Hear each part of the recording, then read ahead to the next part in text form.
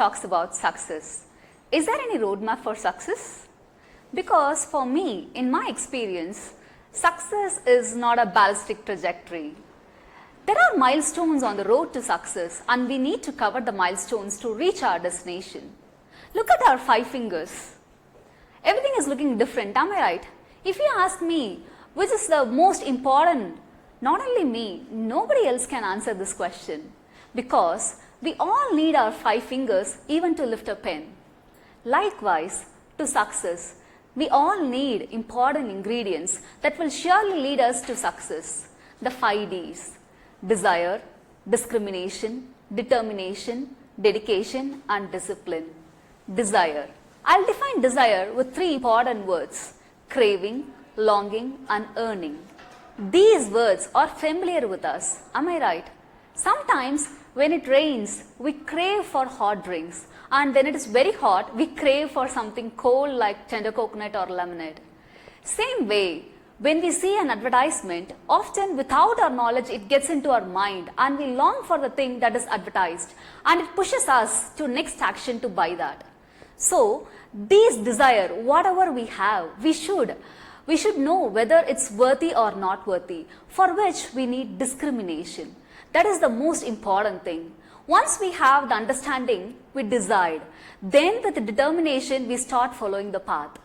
This determination itself will lead to dedication. Further, with discipline, we can achieve success.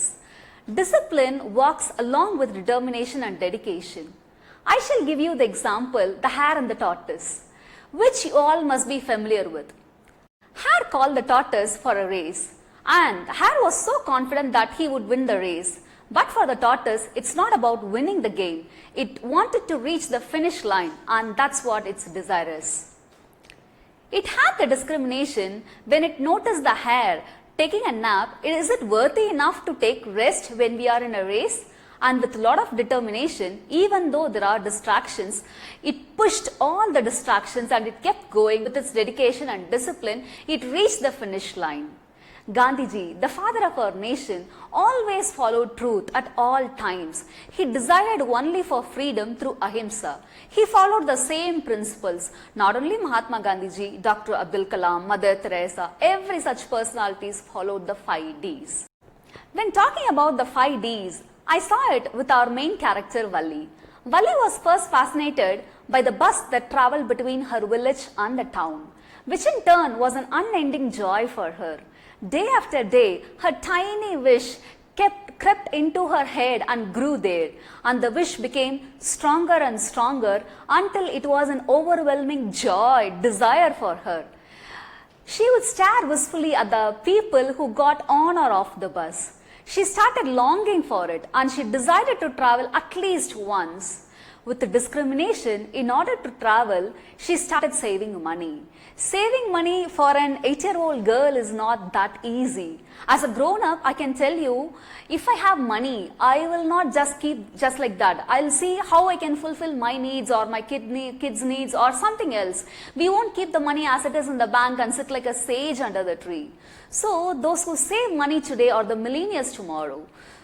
I think Valli knows this formula very well. That's the reason with strong determination, she resisted all her temptations to buy peppermints, toys, balloons, etc. It was too difficult for her on a particular day at the village fair. But she resolutely stifled a strong desire to ride the merry-go-round even though she had the money. Her dedication led her to plan and replan, and she calculated and recalculated, and finally she made her wish come true. During her journey, we could see Valli was so concerned about her self-respect when she refused the hand of the conductor. And the power of discrimination played very well. When the conductor offered a drink, she refused. And when she returned with a lot of determination, she didn't want to disclose anything about her journey to her mother. And she filtered what to say and what to not to say to her mother. This filtration comes only from discrimination. As a child, she gives a lot of importance to hygiene too. We can see that when the old woman sat beside her, it was disgusting for Valli when she was chewing the betel leaves, which was about to spill any time. Everything was going good in this story. But one thing that called me in this lesson is Valli going out all by herself. My conscience questioned me here. Is it okay for an 8-year-old to go out without the mother's knowledge? And how come the mother is unaware of the child's absence at home? How it's possible? Maybe it's just a story. I would like to share my personal experience here. I used the public transport when I was in grade 6. I felt completely saved because the elders actually helped me to carry my school bag and they helped me to get tickets from the conductor. Everything was perfect.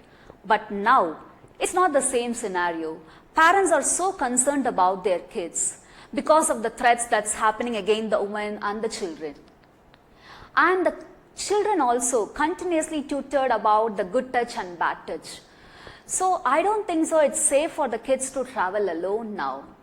Okay, let's come back to the story. I enjoyed the story completely, but this particular thing alone bothered me. How the mother is unaware. Let's think this way. Even if Valli would have said her desire to her mother, she would have refused. And that's why Valli went out without her knowledge. Likewise, you too will express your desires to your parents, and certain things they will agree and certain things they will not. They will say it's not good, it's not worthy, and so on. Even when you persuade them with all positive things about your desire, they will not accept, and that must be the reason for Valli too.